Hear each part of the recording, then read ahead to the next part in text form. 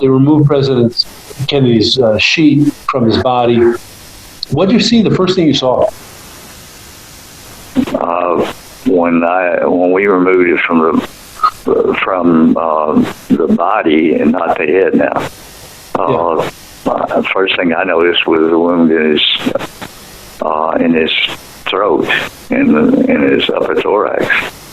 The rest of the things were things that were kind of expected. He had 2 incisions above the nipple on each side, which were cut down, so I assumed they were going to put in a chest tube, never did.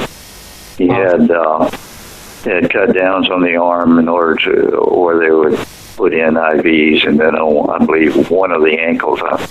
I'm not sure where his left or right ankle he had a cut down. And then, of course, the other things that we looked for were the wounds from his World War II experience. He had those scars. He had an appendectomy scar. Yeah. And I'm not sure. We looked at the wound in the back. He had a wound in the back between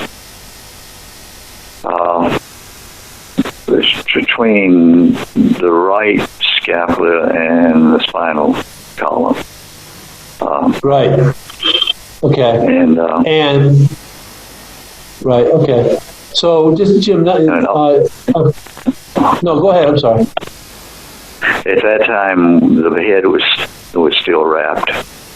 Right. Okay. So now, what's interesting is the wound in the back, and of course the exit wound, or the purported exit wound in the throat, where they had performed a tracheotomy.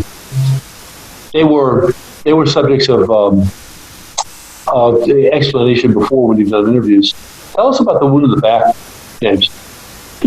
Well, the wound in the back, like I said before, was just was a small wound that was between the shoulder blade, which is and the spinal column at about the level of the thoracic vertebra 2 or 3, and it was probed by Dr. Humes and Dr. Boswell. By Dr. Humes and Dr. Fink during the time that Dr. Boswell and I were doing the autopsy on the body, and I could see the imprint of the probe in their finger because we had already removed the organs from the body. And they were trying to see if there was an entrance into the body cavity or into the pleural cavity, which is the chest cavity. Sure. And the angle of the wound was actually probably about 45 degrees, maybe a little bit more, maybe 50 degrees downward. And I could see it behind the ribs in the back, and I could. He probed it with a probe first, and then Dr. Fink said we probably need to stop because we don't want to make a false entry into the pleural cavity, into the chest cavity.